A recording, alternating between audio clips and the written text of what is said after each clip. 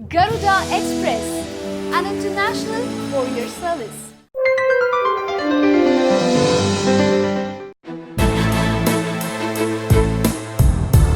తెలంగాణ జనపదంలో విస్మరించలేని పదం కల్వకుంట్ల కవిత. నాటి ఉద్యమ పదం నుంచి నేటి నవ తెలంగాణ వరకు ఆమె పేరు మారుమోగుతూనే ఉంటుంది. అంతగా ప్రాచుర్యం పొందారు ఆమె. ఇటు రాష్ట్ర స్థాయిలోనూ అటు దేశ విదేశాల్లోనూ తెలంగాణ జాగృతి సంస్థ వ్యవస్థాపకురాలిగా నలు దిశలా వెనుతికెక్కారు. ఉద్యమ నేపథ్యం, అపారమైన విజ్ఞానం, నాయకత్వ నైపుణ్యం ఆమె సొంతం. ఏది మాట్లాడినా సరే ఒక విజన్ ఉంటుంది. దాంతోనే ఎదుటి వారిని మెప్పిస్తారు. ప్రపంచాన్ని నివ్వెరపోయేలా చేసిన తెలంగాణ రాష్ట్ర ఉద్యమ పోరులో ఆమె చేపట్టిన బతుకమ్మ పండుగ ఒక బ్రాండ్గా మారిపోయింది. బతుకమ్మ అంటేనే కవితమ్మ అనే పేరు చిరస్థాయిగా నిలిచిపోయేలా చేసింది. ఇదంతా ఆమె సాధించిన అపూర్వ విజయం. అందులో ఎలాంటి అనుమానాలు లేవు. నిరంతర నిర్బంధంలో సైతం ఆడబిడ్డల్ని ఒకే తాటిపైకి తీసుకువచ్చిన ఘనత ఆమెది. ఎన్నో అవమానాలు, మరెన్నో ఆరోపణలు, వాటన్నింటినీ ధైర్యంగా ఎదుర్కొంది. తానే నేటి యువతకు ఓ ఐకన్గా మారిపోయింది. ఇది ఆమెకున్న ఘనత, ప్రత్యేకత.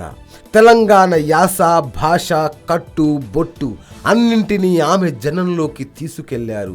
దేశం దాటి ఖండాంతరాల్లో తెలంగాణ సంస్కృతి సంప్రదాయాలను పాటించేలా చేశారు.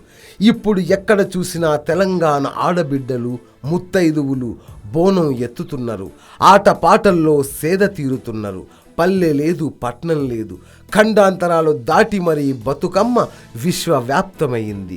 అచ్చమైన మట్టితనం కలబూసుకున్న మహిళలంతా ఒకే గొంతుకై ప్రతి ఏటా బతుకమ్మను ఘనంగా నిర్వహించేలా ఆమె పాటుపడ్డారు. ఇప్పుడు ప్రతి ఆడబిడ్డ కవితక్క అంటూ ఆప్యాయంగా పిలుస్తారు. ఇదంతా ఆమె సాధించిన ఘనత. ఉద్యమ నేతగా, ముఖ్యమంత్రిగా తన తండ్రి కేసీఆర్ ఉన్నా ఆమె మాత్రం తనకంటూ ఓ ఇమేజ్ను సృష్టించుకున్నారు. అన్నిటా తనదైన ముద్ర వేశారు. ఎంపీగా భారీ విజయం సాధించిన ఆమె పొంగిపోలేదు. ఈ గెలుపు తనది కాదని, ఇది ప్రజా విజయమని స్పష్టం చేశారు. అచ్చమైన తెలంగాణ మట్టి బిడ్డనని చాటి చెప్పారు. ఇక పార్లమెంటు సమావేశాల్లో ఆమె పలు అంశాలపై పక్కా సమాచారంతో ప్రసంగిస్తారు. ఆమె మాట్లాడిన తీరుకు ఎందరో సభ్యులు అభినందనలు చెబుతారు. ఆచితూచి మాట్లాడే నాయకురాలుగా ఆమె స్వల్పకాలంలోనే పేరు తెచ్చుకున్నారు. 1978 మార్చి 13న జన్మించిన ఆమె ఉన్నత చదువులు చదివారు. తండ్రి అడుగుజాడల్లో నడుస్తూ తెలంగాణకు పేరు తెచ్చేందుకు ప్రయత్నం చేశారు. తెలంగాణ రాష్ట్రం ఏర్పడిన తరువాత పార్లమెంటు సభ్యురాలిగా ఎన్నికైన మొదటి మహిళగా ఓ రికార్డు సృష్టించారు. జేఎన్టీయూలో చదివాక అమెరికాలోని యూనివర్సిటీలో ఎంఎస్సి కంప్యూటర్ సైన్స్ చేశారు. పలు భాషల్లో ఆమెకు ప్రావీణ్యం ఉంది. అంతేకాక అచ్చమైన తెలంగాణ మాండలికాన్ని వాడుతారు. అందుకే ప్రజలు ఆమె ఏది చెప్పినా శ్రద్ధగా వింటారు. పూల పండుగగా ప్రసిద్ధి చెందిన బతుకమ్మకు లోకమంతటా ప్రాచుర్యం కల్పించిన చరిత్ర ఆమెది. బతుకమ్మ అంటేనే కవితమ్మ అనే స్థాయికి తీసుకురావడంలో అహోరాత్రులు కృషి చేశారు. ఎందరినో ఒప్పించారు, మెప్పించారు.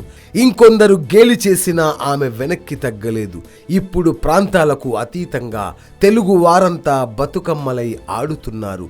కవితమ్మకు జై కొడుతున్నారు. ఆమెకు 2 పిల్లలు. అయినా ఓవైపు కుటుంబ బాధ్యతలను నిర్వహిస్తూనే మరోవైపు బతుకమ్మను భుజానికెత్తుకున్నారు. తెలంగాణ తల్లి రుణం తీర్చుకున్నారు. 2004 వరకు ఆమె అమెరికాలో సాఫ్ట్వేర్ ఇంజనీర్గా పనిచేశారు.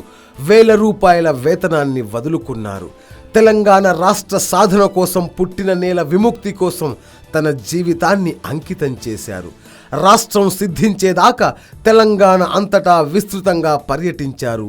జనంలో మమేకమయ్యారు. 2006లో తెలంగాణ జాగృతి సంస్థను ఆమె ఏర్పాటు చేశారు. 2008లో రిజిస్ట్రేషన్ చేయించారు. ఇప్పుడు అన్ని కార్యక్రమాలు దీని ద్వారానే చేస్తున్నారు. లక్షలాది మంది ఈ సంస్థలో సభ్యులై ఉన్నారు.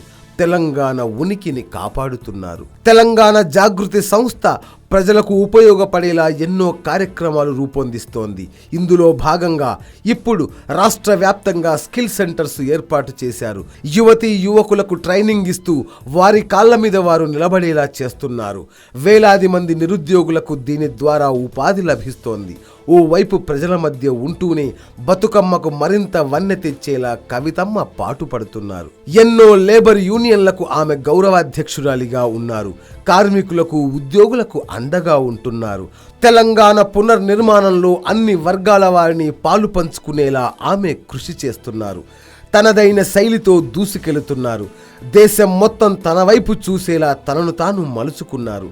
ఇదంతా ఒక్క రోజులో వచ్చింది కాదు, కొన్నేళ్ల పాటు చేసిన శ్రమకు దక్కిన గౌరవం ఇది. ఇక భారత్ స్కౌట్స్ అండ్ గైడ్స్కు తెలంగాణ చాప్టర్కు చీఫ్ కమిషనర్గా ఎన్నికయ్యారు.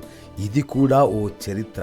కవితలోని ప్రతిభ, పట్టుదల, అంకిత భావం, సమాచార విశ్లేషణ సామర్థ్యాన్ని గమనించిన కేంద్రంలోని సర్కార్ పలు కమిటీల్లో ఆమెను సభ్యురాలిగా ప్రమోట్ చేసింది.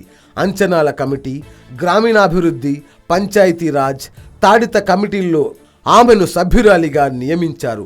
Commonwealth women parliamentary committee India రీజన్కు స్టీరింగ్ కమిటీ సభ్యురాలిగా కవితను నామినేట్ చేశారు. ఇవి ఆమె సాధించిన విజయానికి మచ్చుతునకలు మాత్రమే. మొత్తం మీద కవిత లేకుండా బతుకమ్మకు ప్రాచుర్యం లేదు.